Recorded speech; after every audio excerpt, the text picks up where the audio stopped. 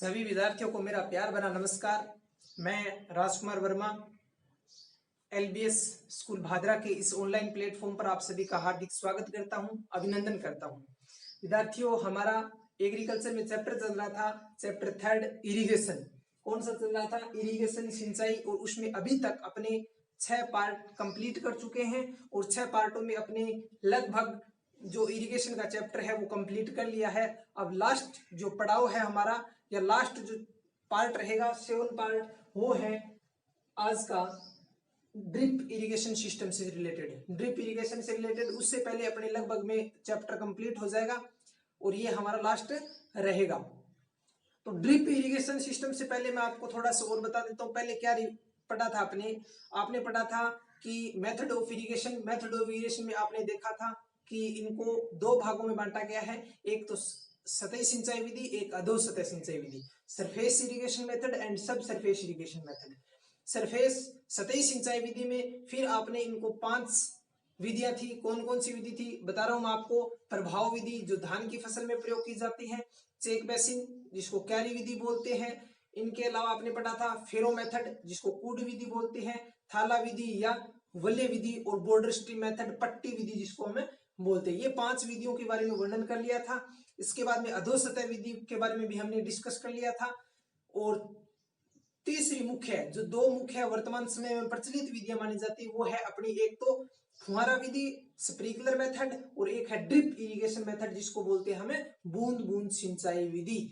तो हमारे sprinkler method है, उनसे अपने डायग्राम से रिलेटेड समझा था, उनकी कार्य प्रणाली को हमने देख लिया था, उनके लाभ और हानियों के बारे में अब डिस्कस करेंगे। और फिर अपना लास्ट रहेगा वो है ड्रिप इरिगेशन सिस्टम। देखो, स्प्रिंकलर इरिगेशन विधि के अंदर एडवांटेज, लाभ और हानियां क्या क्या रहती है, मैं बात कर रहा हूं स्प्रिंकलर इरिगेशन की। लाभ और हानियां, एडवांटेज एंड डिसएडवांटेज। किस मेथड की बात कर रहा हूं मैं? स्प्रिंकलर इरिगेशन मेथड जिसको बोलते हैं फुहारा विधि या बौछारी विधि भी बोलते हैं। क्या बोलते हैं? बौछारी विधि या स्प्रिंकलर मेथड भी बोल सकते हैं। ओके, इसमें देखना कि एडवांटेज, लाभ क्या हो सकते हैं, हानियां क्या हो जाती है। बार बार क्वेश्चन पूछा जाता है इन्हीं में से, क्योंकि स्प्रिंकलर मेथड और ड्रिप इरिगेशन है वो वर्तमान में सर्वाधिक प्रचलित विधियों में से मानी जाती है। इसकी तुलना में अगर बात करें तो अगर अधोसतह सिंचाई विधि और सतही सिंचाई विधि की तुलना से बात करें, क्योंकि वर्तमान समय में जैसे जैसे टाइम आगे निकल रहा है पानी की कमी हो रही है, और पानी के अभाव में देखते हुए ये विधि सबसे बेस्ट मानी जाती है। तो इस विधि के सबसे पहला लाभ क्या रहेगा अपना? सबसे पहला लाभ है कि स्प्रिंकलर या बौछारी विधि या फुहारा विधि में 25 से 50 प्रतिशत पानी की बचत होती है। पानी की बचत होती है, बचत होती है। अब देखो, अन्य विधियों की अगर तुलना में बात करें, अन्य विधि किसको छोड़ करके? बूंद बूंद सिंचाई विधि, ड्रिप इरिगेशन को अगर छोड़ करके बात करें, और जो हम पीछे पढ़ के आए हैं उनकी तुलना में अगर बात करें तो 25 से लेकर के 50% पानी की क्या होती है? बचत होती है। इनके अलावा देखो कि इस विधि का प्रयोग उबड़ खाबड़ भूमि में भी आसानी से किया जा सकता है। इस विधि का प्रयोग उबड़ खाबड़ भूमि में भी आसानी से किया जा सकता है। उबड़ खाबड़ भूमि में प्रयोग किया जा सकता है। समझ गए होंगे आप। इनके अलावा बलुई मृदा जिसको हम क्या बोलते हैं? Sandy soil. सैंडी सॉइल में इसका प्रयोग आसानी से किया जा सकता है। सैंडी सॉइल में इसका प्रयोग सर्वाधिक किया जा सकता है। पानी की बचत हो रही है, उबड़ खाबड़ भूमियों में इसका प्रयोग किया जा सकता है। तो ये अपने क्या है, और जहां पर कम पानी चाहने वाली फसलों में इसका प्रयोग अधिक किया जाता है। तो ये क्या है, इनके लाभ हो सकते हैं। इनके अलावा सिंचाई जल के साथ में, ये देखना, ये इंपॉर्टेंट पॉइंट है, सिंचाई जल के साथ में फर्टिलाइजर जिसको बोलते हैं उर्वरक दे सकते हैं, जिसे उर्वरक देना, जिसे फर्टिगेशन कहते हैं, फर्टिगेशन कहते हैं। अब देखो इसमें ये भी फायदा है, अन्य विधियों की तुलना में अगर बात करें तो हम बौछारी जो ड्रिप इरिगेशन मेथड होता है उसके अंदर हमें सिंचाई जल के साथ में क्या दे सकते हैं, उर्वरक दे सकते हैं। इसलिए इस विधि को क्या नाम दे दिया है, इसको क्या कहते हैं, फर्टिगेशन की प्रक्रिया बोलते हैं। तो ये इसमें कुछ पॉइंट थे जो मैंने आपको बता दिया। लाभ के अंदर आपने डिस्कस कर लिया कि लाभ कौन कौन से लाभ होते हैं, और नेक्स्ट अपने इसी में देखेंगे कि कौन कौन सी हानियां होती है। लाभ कौन कौन से हो गए आपको पता चल गया, और वैसे नोट्सों के अंदर नोट किए हुए हैं कि कितने लाभ होते हैं, अपने डिस्कस कर लिया वो। अगर बात करें हानियां की, यही से ऑब्जेक्टिव टाइप क्वेश्चन भी पूछा जाता है। जैसे उसमें मैंने बताया कि 25 से लेकर के 50% पानी की बचत होती है। तो ये क्या है, एक ऑब्जेक्टिव टाइप क्वेश्चन भी बनता है कि बौछारी विधि या फिर स्प्रिंकलर मेथड में अन्य विधियों की तुलना में कितना प्रतिशत पानी की बचत होती है, 25 से लेकर के 30% पानी की बचत होती है। अगर हानियों से रिलेटेड अगर बात करें तो पहला इसमें क्या होगा कि जिस क्षेत्र में 15 किलोमीटर प्रति घंटा 15 किलोमीटर प्रति घंटा की तुलना में अगर हवा चलती है, क्या चलेगी, हवा चलती है, तो उस क्षेत्र में इस विधि का प्रयोग नहीं किया जा सकता।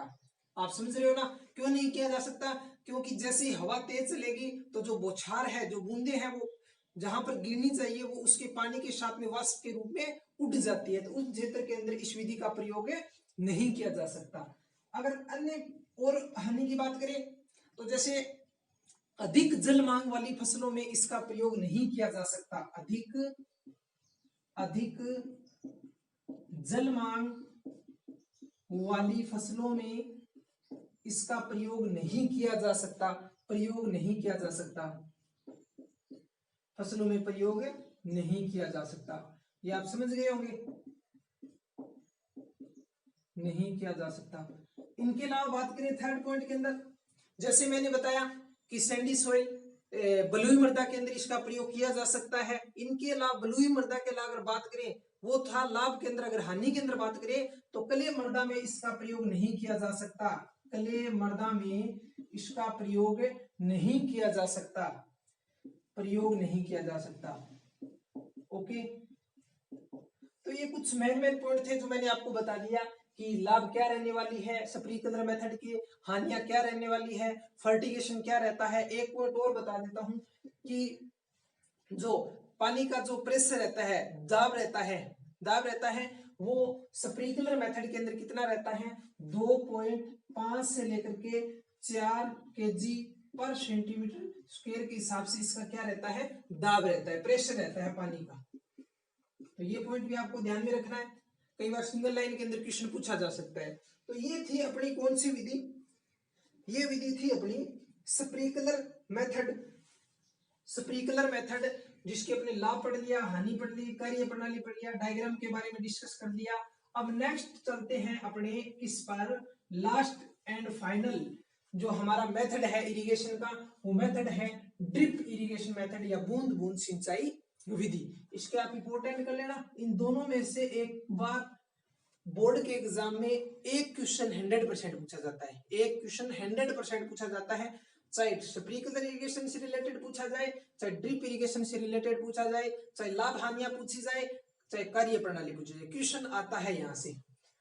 तो सबसे पहले आप बूंद बूंद सिंचाई विधि, ड्रिप इरिगेशन विधि के बारे में आप थोड़ा सा ध्यान देना। इधर मैं कुछ पॉइंट बता रहा हूं। इस विधि का आविष्कार सबसे पहले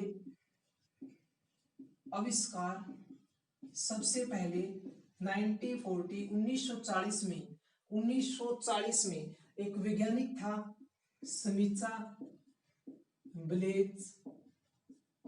ब्लेज या ब्लेज नाम मिल जाएगा आपको, स्मिचा ब्लेज नाम के वैज्ञानिक ना, कौन कहाँ का था वो, रहने वाला इजराइल का रहने वाला था। इसलिए इस विधि को भी क्या नाम दिया गया था, इजरायली विधि। तो आपको क्या ध्यान में रखना है, बूंद बूंद या ड्रिप इरिगेशन सिंचाई विधि का आविष्कार सबसे पहले 1940 में सुमिचा ब्लेज नामक वैज्ञानिक के द्वारा किया गया था, जो कहाँ का रहने वाला था, इजराइल का। और इस विधि का आविष्कार भी कहां से हुआ था, इजराइल से हुआ था। तो ये पॉइंट आपको ध्यान में रखना है। फिर आपको मुख्य है यहाँ पर डायग्राम को आपको समझना है और डायग्राम के आधार पर इसकी कार्य प्रणाली का वर्णन करना है। डायग्राम के आधार पर कार्य प्रणाली का वर्णन कैसे, कि सबसे पहले पंपिंग यूनिट होता है, उसमें पानी मोटर के द्वारा पानी उठाया जाता है, फिर मुख्य लाइन में पानी आता है, फिर सहायक लाइन में पानी आता है, लेटरल लाइन में पानी आता है, फिर ड्रिपर्स के द्वारा बाहर निकलता है। ये होती है कार्य प्रणाली। वो किस तरीके से कार्य कर रहा है उससे संबंधित अपने को समझना है। पहले आप ध्यान से इस डायग्राम को समझने की कोशिश करना कि हाँ इस प्रकार का डायग्राम ड्रिप इरिगेशन सिस्टम में होता है। आपने अगर फील्ड के अंदर देखा है ड्रिप इरिगेशन सिस्टम तो आपके दिमाग में 100% आएगा। अगर नहीं भी देखा है तो भी आप इसको समझने की कोशिश करना, आपके समझ में जरूर आएगा। जैसे मान लो मेरे पास एक ये प्लॉट है, एक फील्ड है, एक खेत है, उस खेत के अंदर मैंने ड्रिप इरिगेशन सिस्टम लगा रखा है। तो शुरुआत कहाँ से होती है? शुरुआत होती है पंपिंग यूनिट से, जहां से पानी को उठाया जाता है। जहां से पानी को उठाया जाता है वो क्या होता है? पंपिंग यूनिट, या कुआं बोल दो, या कोई भी प्रकार का टैंक बोल दो, या अपने नॉर्मल भाषा में डिग्गी जिसको बोलते हैं, वहां से पानी को उठाते हैं ड्रिप इरिगेशन सिस्टम के लिए। और हमारे एरिया में यही सिस्टम होता है। क्या होता है कि एक डिग्गी बना ली जाती है फील्ड के अंदर, और वहां पर मोटर लगा करके पानी को उठाया जाता है। फिर मेन लाइन होती है, फिर सब लाइन होती है, फिर फील्ड के अंदर छोटी छोटी पाइपें बिछा दी जाती है, बूंद बूंद सिंचाई, जहां से छिद्र के द्वारा पानी बाहर निकलता है। तो ये देखो पंपिंग यूनिट है, यहाँ पर ये कुआं मान लो आप, पंपिंग यूनिट है, यहाँ से पानी को इस पाइप के द्वारा उठाया जा रहा है।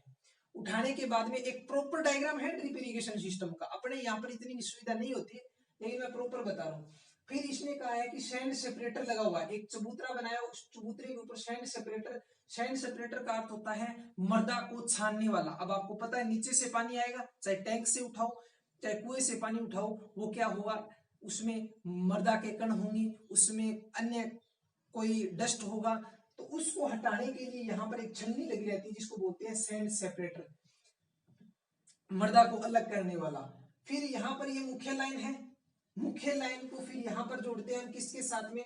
एक और टैंक आता है जिसका नाम होता है सैंड फिल्टर। सैंड को फिर दोबारा वो फिल्टर करेगा, दोबारा फिल्टर करेगा, और उसी के ऊपर एक प्रेशर गेन लगा रहता है। प्रेशर गेन आपने देखा होगा कि जब पानी अधिक प्रेशर के साथ में निकलता है तो पाइप में आगे ज्यादा पानी नहीं चल सकता, जितनी वो साइज के उसके अकॉर्डिंग चल सकता है। तो जब पानी नीचे से ज्यादा आएगा ना, उस पानी एक्स्ट्रा पानी को ऊपर से बाहर निकालने का काम करता है। बाहर निकालने का काम करता है वो कौन करेगा? प्रेशर गेन करेगा, गेन करेगा। वो पानी को निकाल रहा है ऊपर से। अपने जैसे कोई भी बगीचा होता है, आपने देखा होगा कि उसमें पानी ऊपर की तरफ बाहर निकलता रहता है, चलता रहता है, जो टैंक बना होता है टैंक के ऊपर पानी निकलता है, तो वो एक प्रेशर गेन का कार्य होता है। फिर यहाँ पर देखो ये, इसके बाद इसको पाइप को जोड़ा जाता है, उस पाइप के ऊपर जल मीटर लगा रहता है। कि मीटर का मीन ये हो गया कि पानी है वो किस दाब से निकल रहा है। और मैंने आपको बताया था कि अगर स्प्रिंकलर इरिगेशन मेथड के अंदर बात करें तो किस दाब से पानी निकल रहा था? आपको बताया था 2.5 से लेकर के 4, कितना बताया था? 2.5 से लेकर के 4 kg पर सेमी क्यूब के हिसाब से पानी, स्क्वायर के हिसाब से पानी निकल रहा था। ये प्रेशर रहा था। लेकिन यहाँ पर जल मीटर, इनका भी प्रेशर अलग है। यहाँ पर प्रेशर 1.5 टू 2.5 के हिसाब से यहाँ पर निकलेगा। तो ये जल मीटर पानी को नापने का क्या करेगा? काम करेगा। फिर इसके बाद में ये मुख्य लाइन होगी, मुख्य लाइन के बाद में ये लाइन, मेन लाइन चल रही है अपनी, मेन लाइन के अंदर ही एक लास्ट में स्टॉपर बना हुआ होता है। स्टॉपर का अर्थ होता है पानी को रोकने वाला। आपने घरों के अंदर देखा होगा, कोई भी पाइप है, उस पाइप के अंदर अगर पानी आ रहा है, पानी आ रहा है, उस पानी को अपने को रोकना है तो लास्ट में अपने क्या लगाते हैं? एंड कैप लगाते हैं। एंड कैप का अर्थ हो गया, एंड हो गया, अंतिम कैप होता है उसके ऊपर लगाने वाला जो टोपी होती है उसको बोलते हैं। तो यहाँ पर हम क्या करें? स्टॉपर लगा रहे हैं जिससे पानी इसका बाहर की तरफ नहीं निकलेगा। और दूसरी जो लाइन है, दूसरी लाइन अपनी अब कौन सी चल लाइन है? ये लाइन चल रही है, ये लाइन है सब लाइन, जिसको बोलेंगे हम सहायक लाइन। सहायक लाइन बोलती है। मुख्य लाइन के साथ में जो दूसरी पाइपलाइन जुड़ी होती है उसको बोलते हैं सब लाइन या सहायक लाइन होती है। और इसके ऊपर NRV वोल्व लगा रहता है। ये क्या करेगा? इसको जोड़ने का काम में करता है। ये सब लाइन होगी। सब लाइन के बाद में कौन सी लाइन आती है? सब लाइन के बाद में आती है अपनी लेटेरल लाइन। कौन सी लाइन आती है? Lateral line. लेटेरल लाइन जो किसके साथ में जुड़ी रहती है? सहायक के साथ में। 3 पाइप होती है, दोबारा सुन लो। एक होती है मुख्य लाइन, मुख्य लाइन या मुख्य पाइपलाइन जिसको बोलते हैं, एक होती है सब लाइन जिसको सहायक लाइन बोलते हैं, और तीसरी कौन सी होती है? लेटेरल लाइन होती है। लेकिन अपने वाले तो 1-2 पाइप में ही काम चला लेते हैं, लेकिन मानी जाती है मुख्य तौर पर 3 प्रकार की। और तीसरी पाइप के अंदर जो लेटेरल लाइन होती है, वहां पर उनमें छिद्र लगे हुए होते हैं जो क्या करेंगे, बूंद बूंद के रूप में वहां से पानी निकालेंगे पौधों के प्लांट के पास में। जो पौधे होते हैं या प्लांट्स होते हैं उनके पास में पानी निकालते हैं। तो लेटरल लाइन होती है, इन लेटरल लाइन पे ये देखो छिद्र मैंने बनाया और ऊपर की तरफ प्लांट है। और प्लांट जो हम छिद्र लगाते हैं बनाते हैं वो किसके अकॉर्डिंग लगाते हैं, प्लांट्स के अकॉर्डिंग, जैसे डिस्टेंस के अकॉर्डिंग। जैसे मैं बात करूं कॉटन की R/P क्या होगी, उसके अकॉर्डिंग लगाएंगे अपने। और जो अधिक स्पेस वाली क्रॉप होती है उसी के अंदर ड्रिप इरिगेशन सिस्टम का प्रयोग किया जा सकता है, अन्य विधि के अंदर नहीं किया जा सकता। अब मैं आपको बोल दूं गेहूं के अंदर ड्रिप इरिगेशन सिस्टम का प्रयोग किया जा सकता है क्या, नहीं किया जा सकता। कॉटन के अंदर बेस्ट है, अरहर की क्रॉप के अंदर बेस्ट माना जा सकता है। लेकिन जो क्लोज क्रॉप होती है, क्लोज ग्रोइंग क्रॉप होती है, जो पास पास में उगाते हैं, उसके अंदर इसका प्रयोग नहीं किया जा सकता। अब सब लाइन हो गई। सब लाइन के बाद में देखो लेटरल लाइन मैंने आपको बताया, लेटरल लाइन में जो छिद्र होते हैं इन छिद्र को ड्रिपर्स या इरिटर्स बोलते हैं। कहने का अर्थ ये है कि लेटरल लाइन या लेटरल पाइपलाइन होती है उसमें जो छिद्र बने होते हैं जहां से पानी निकलता है उसे हम क्या बोलेंगे, छिद्र या ड्रिपर्स या इमिटर्स कहते हैं। और यहाँ जहां से पानी निकलता है उनका प्रेशर रहता है 1.5 टू 2.5 kg पर सेंटीमीटर के हिसाब से पानी निकलता है, जो दाब रहता है जल का। तो ये अपना था डायग्राम ड्रिप इरिगेशन बूंद बूंद सिंचाई विधि का। बूंद बूंद सिंचाई विधि की अब कार्य प्रणाली, अगर आपको चित्र याद है तो कार्य प्रणाली आप आसानी से कर सकते हो। कैसे करोगे कार्य प्रणाली, मैं आपको बता रहा हूं एक सिंपल भाषा के अंदर, ध्यान से सुनना। कि सबसे पहले मुख्य पंपिंग यूनिट होता है उससे पानी को किसी भी इलेक्ट्रॉनिक माध्यम जैसे कि अपने पास मोटर हो गया या इंजन के द्वारा पानी को उठाया जाता है। उठाने के बाद में पानी है वो मुख्य लाइन में आता है। मुख्य लाइन के ऊपर एक सैंड सेपरेटर छलनी युक्त लगा रहता है जिसके द्वारा पानी में जो अतिरिक्त डस्ट होती है उसको बाहर निकाला जाता है। मुख्य लाइन को सहायक लाइन से जोड़ा जाता है, सहायक लाइन को लेटरल लाइन से जोड़ा जाता है। और लेटरल लाइन पर छोटे छोटे छिद्र बने हुए होते हैं जो पौधों के पास में जहां से पानी निकलता है उसे हम क्या बोलेंगे, ड्रिपर्स या इमीटर्स बोलते हैं। और इसी विधि में जब बूंद बूंद के रूप में पानी निकलता है तो इसलिए इस विधि का नाम क्या है, बूंद बूंद सिंचाई विधि या ड्रिप इरिगेशन विधि कहते हैं। और यही नोट्स के अंदर मेरा ऐड किया हुआ है, यही कार्य प्रणाली लिखी हुई है। और ये आपको डायग्राम विशेष तौर पर ध्यान रखना है। कई बार डायरेक्ट क्वेश्चन 2 नंबर का पूछ लिया जाता है कि बूंद बूंद सिंचाई विधि या ड्रिप सिंचाई विधि का चित्र बनाइए, या कई बार 3 नंबर के अंदर पूछा जाएगा तो सह चित्र वर्णन कीजिए। अब देखो आपने डायग्राम पढ़ लिया, इनके पार्ट्स आपको दिखाई दे रहे हैं सामने। अब मैं ये बोलूंगा कि ड्रिप इरिगेशन विधि जो अपने बूंद बूंद सिंचाई विधि है उनके पार्ट्सों का वर्णन कीजिए, उनके पार्ट्स का वर्णन कीजिए। अब देखो यहां से पार्ट्स ऑफ ड्रिप इरिगेशन, बूंद बूंद सिंचाई विधि के भाग कौन कौन से भाग होते हैं, पार्ट या भाग बोल सकते हैं इसको अपने। अब देखो भाग, ये आपको चित्र डायग्राम याद हो गया या चित्र याद हो गया तो इसमें कौन कौन से लगे हुए हैं देख लो, यहीं से चलते हैं। एक नंबर ये रहा पंपिंग यूनिट, एक नंबर क्या है अपना पंपिंग यूनिट।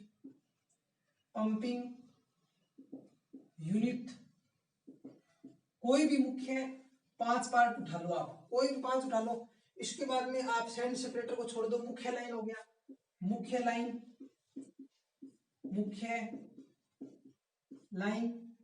3 नंबर पर आप देख लो कौन सी, आप स्टॉपर ले लो या NRV वर्ब ले लो, NRV वेल मान लो। 4 नंबर सहायक लाइन, कौन सी लाइन, सहायक लाइन। 5 number lateral line. और 6 नंबर कौन सा है, ड्रिपर्स या इमीटर्स, इसको बोलते हैं ड्रिपर्स या ड्रॉपर्स बोल सकते हैं, या इमीटर्स जिसको बोलते हैं इमीटर्स। और ये इंपॉर्टेंट है इसमें। तो अब ये पार्ट है, इस पार्ट के अंदर आपको कोई 2-2 लाइन लिखनी है। तो अब जैसे पंपिंग यूनिट है, पंपिंग यूनिट है। पंपिंग यूनिट के बारे में आप क्या लिखोगे कि बूंद बूंद सिंचाई विधि में सबसे पहला पार्ट पंपिंग यूनिट होता है, जिसमें जो क्या करेगा कि मुख्य लाइन को जोड़ता है और इसके द्वारा पानी को उठाया जाता है, जिसमें किसी भी इलेक्ट्रॉनिक माध्यम के द्वारा, जैसे अपने पास इंजन है या कोई भी प्रकार की मोटर है, उनके द्वारा पानी को उठाया जाता है। ये दो लाइन। फिर मुख्य लाइन के बाद में मुख्य लाइन क्या करती है कि पानी को पंपिंग यूनिट से पानी को उठाती है और साइकिल को भेजती है। फिर एनआरवीओल का, सहायक लाइन का, लेटरल लाइन का, ड्रिप या इमीटर्स का, ये आपको पार्ट्स का क्या करना है, वर्णन करना है। इसके बाद में अपना है, ये पढ़ लिया। लास्ट पॉइंट रहेगा अपना लाभ और हानियों का, कि ड्रिप इरिगेशन सिस्टम है उसके कौन कौन से लाभ है और कौन कौन सी हानियां है, एडवांटेज कौन कौन से हैं और डिसएडवांटेज कौन कौन से रहने वाले हैं। एडवांटेज की अगर बात करोगे तो सबसे पहला एंड मोस्ट इंपोर्टेंट एडवांटेज है वो ये है कि वहां पर मैंने लिखा था 25 से लेकर के 50% पानी की बचत होती है। अब देखो याद नहीं रहे तो वहां पर मैंने बताया था 25 से 50, अब 25 है, 25 का डबल 50, 50 यहाँ पर ले आओ, इसका डबल, इसको फिर और 25 करेंगे तो कितना हो गया 75। तो 50 से लेकर के 75% पानी की बचत, पानी की बचत होती है। पानी की क्या होगी, बचत होगी कि 50 से 75% पानी की बचत होती है, हो रही है ना पानी की बचत। दूसरी बात, किसी भी प्रकार की फील्ड में या खेत में मेड या क्यारियां बनाने की आवश्यकता नहीं होती। मेड या क्यारियां बनाने की आवश्यकता नहीं होती, क्यारियां बनाने की आवश्यकता नहीं होती है, क्योंकि अपने को क्यारियां बनाने की तो आवश्यकता है नहीं। ओनली प्लांट के पास में क्या करेगा, ये पानी को भेजने का कार्य करेगा।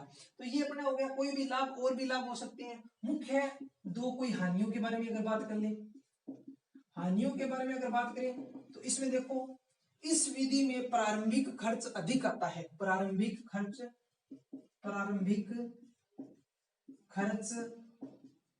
अधिक। प्रारंभिक खर्च अधिक कैसे हो गया भाई, क्योंकि इतने पंपिंग यूनिट, जैसे मान लो आपको पाइप लानी है, मोटर लानी है, सहायक लाइंस लानी है, उनको लगाने के लिए नॉलेज की भी आवश्यकता होगी, तो प्रारंभिक खर्च क्या होगा, अधिक हो गया अन्य विधियों की तुलना में अगर बात करें तो। पहला ये हो गया। दूसरा अगर बात करें हानि क्या है, कि जो क्लोज ग्रोविंग क्रॉप है, जो पास में उगाने वाली फसल है, उसके अंदर इसका प्रयोग नहीं किया जा सकता। तो मैं यहां पर लिख सकता हूं क्लोज ग्रोविंग क्रॉप्स के अंदर यूज नहीं कर सकते।